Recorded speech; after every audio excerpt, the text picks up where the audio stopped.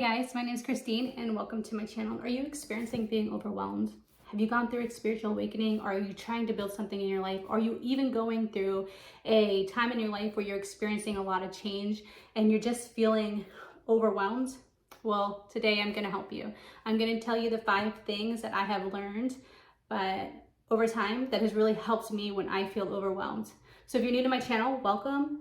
If you're coming back, welcome back. I'm a psychic medium and a self-love coach, and I help people understand the importance of loving themselves when they're manifesting the life that they desire. But I also help people realize that they're not stuck in a box, that they are not defined by the titles that they keep or the things that they've done in their life. And I help them transcend, themselves, realizing that they can be so much more. Like, for example, I have a master's degree in business administration with a concentration in human resource. I work in a pharmacy during the day. I read tarot at night. I am an author of a book. I'm a mom. There are so many different titles that I keep, but they don't define me. They are just roles that I have played in my life. Just like you, there are roles that you play in your life.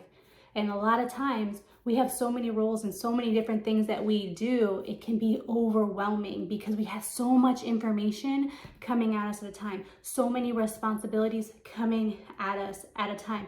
There's just so much for us to process that it can be very overwhelming. And then throw in a spiritual awakening on top of that, you gotta be kidding me, right? There's just so much. So how do you deal with things when you start to feel overwhelmed? Whether you are going to work on a project, whether you're working on trying to figure out where you're going spiritually, whether you're trying to figure out where you're going with building a business, what you're trying to do, what you're trying to complete, this technique can help you. It's 5 things, and I'm going to teach it to you, and I call it the S.M.I.L.E technique. That's right, I'm going to teach you how to smile. I'm going to teach you how to smile, right? Because a smile has the ability to make things better. So what is S.M.I.L.E? S.M.I.L.E is 1, you want to slow down and simplify. 2, you want to make time for yourself, whether it is to meditate, whether it is to really just be alone with your thoughts, but it's about making room for yourself and your thoughts. I, for setting your intention and getting intentional with your actions. And L, letting go of beliefs, letting go of expectations, letting go of the need to control how it's going to turn out. And then E, you have your environment, paying attention to how your environment might be affecting the way you do things, allowing you to engage with others. And is it even enjoyable? Are you enjoying what you're doing?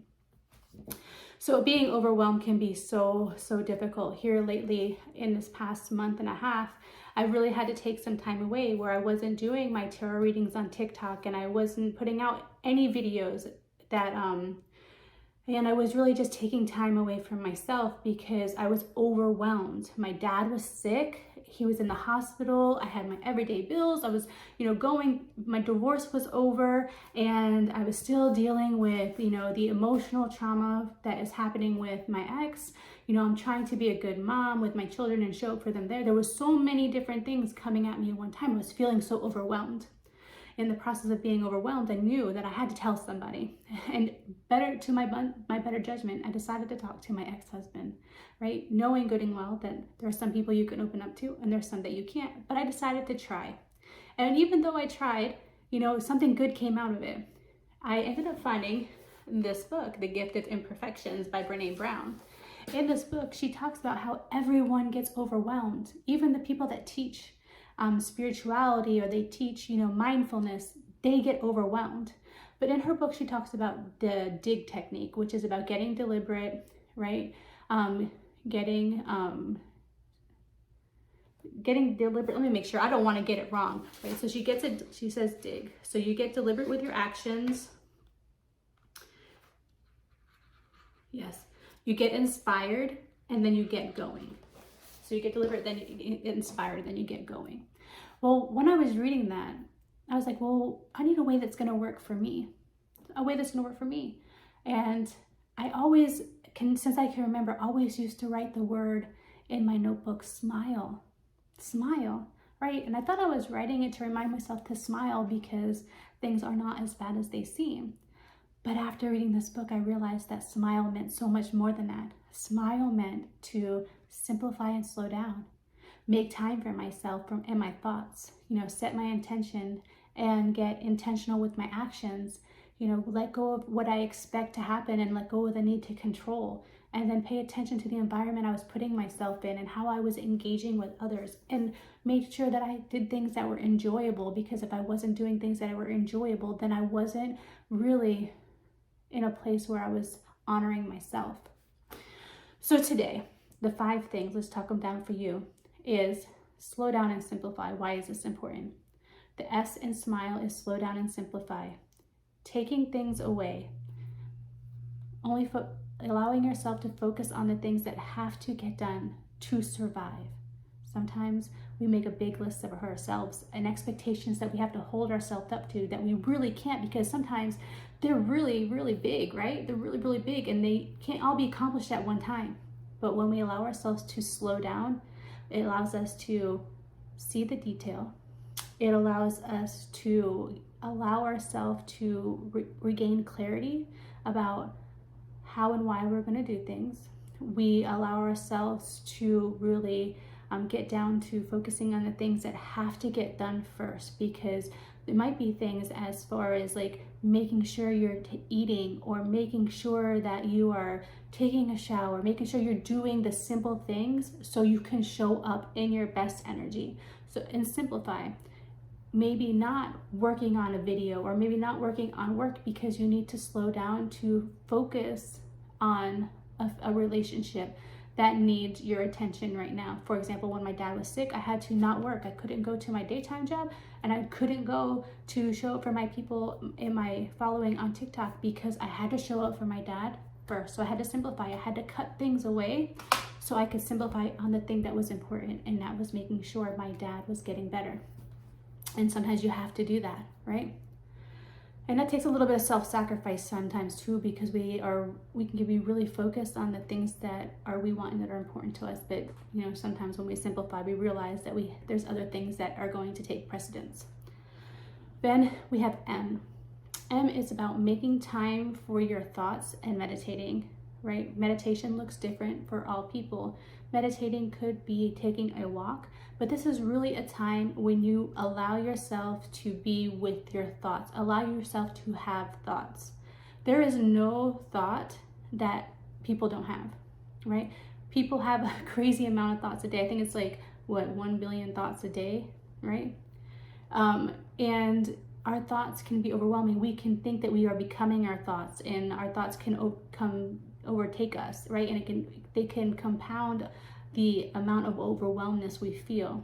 But when we allow time for our thoughts to just to pass and realize that they're not set in stone unless we take action on them. And a lot of times when we have a lot of ideas or a lot of different inspiration coming in, it can seem very overwhelming. So we allow a little bit of time for us to connect with ourselves, make time for ourselves, do things that is good for us. And this is important because making time for yourself is also about your self-care. So showing up for yourself and caring for yourself, allowing for yourself to have space before your body does it for you. Because remember, our body will manifest things into our reality to make us slow down. So making time for yourself is important, so that way the universe doesn't come in and say, hey, we're gonna put you on a standstill because you're not making time for yourself. And that can it could show up in sickness, it can show up in different things. For me, it'll show up in my nose. I'll get little red blotches all over my nose when I'm in a place of being very overwhelmed and not making enough time for myself. It happens, but it takes slowing down, making time for yourself, and being able to identify what's coming up for you, where are you at in your emotional state, and allowing these things to pass through you so you don't become them and they don't manifest into your physical presence. Making time for yourself is a great time for you to journal, reflect, even write down your thoughts if you need to, any ideas that are coming out. Making time for yourself is not a time to act. It is a time to allow yourself to just be present. So that way, when you can get to the next step about setting intentions and taking intentional action, which is the I.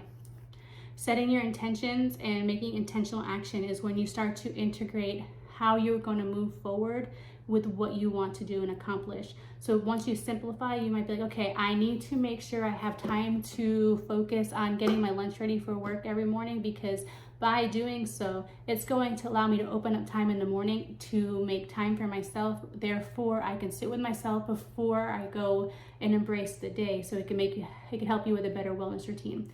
Whatever intention you're setting, you want to make sure it is going to provide you a certain amount of feeling, a certain amount of, it's going to have a specific purpose for why you're doing it. So, and then it'll also help you as you move forward with the actions you're going to take, because you'll understand why you are doing said thing. So intentional actions and setting your intentions is important. A lot of times your intention might just be, today I'm going to allow myself to be flexible because I know I have so much going on that I cannot make myself and allow myself to be rigid. And then, because when you're rigid, you kind of want to control things. And then you have the L. The L is let go, right? Let go of the need to, one, control a situation. A lot of times when we're trying to control a situation, it's actually a false sense of control, because we're actually feeling maybe anxiety or overwhelmed, and we think by trying to control it, it's going to make us feel better. But what it actually does is create a false sense of security and actually brings up more resistance along the way. Because when things don't work out how you lay them out to work out, it also just creates that more anxiety, like you think something's going wrong, when in all actuality you never really had control to begin with. And it's also about letting go of expectations of how you think something should look or how you think something should go, and just let them play out as they will. You'll find when you let go of that ability, the need to control or have the expectation, things will then tend to work out a lot easier and a lot better than you would experience when you're trying to control it. And then you have E, your environment. So you want to make sure your environment is allowing you to engage with others that are going to uplift you and empower you along your path to help you complete your desired outcome or your goal. That you want to make sure it's enjoyable, because if you're putting yourself in an environment where you feel very self-conscious, you feel very not confident, that you feel like you are, not empowered, you are not going to want to be there, and you're not going to want to show up. So pay attention to your environment. If you're in an environment that is full of clutter, or you're in an environment that does not support what you're trying to create, or it, distracts you, it might be a sign that, hey, my environment is actually the issue that is keeping me in this place of feeling overwhelmed. Because remember, clearing out space sometimes means clearing out our environment or taking ourselves out of the environment.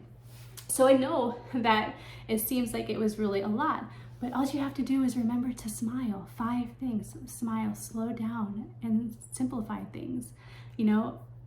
Allow yourself to have time with yourself and your thoughts. So make time for yourself and your thoughts, whether that's a meditation or something that works for you, that allows you to really focus on you.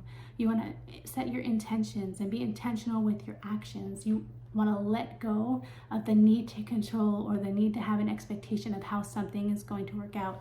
And then you want to pay attention to your environment, the people in your environment, and the environment you allow yourself to be in, because it can affect how you interact and how you engage in situations. So I hope you enjoyed this. I hope it helps you as you move forward, and I look forward to connecting with you. Make sure you like, comment, subscribe below, and let me know your thoughts on this video. I love feedback, and I'm open to all feedback.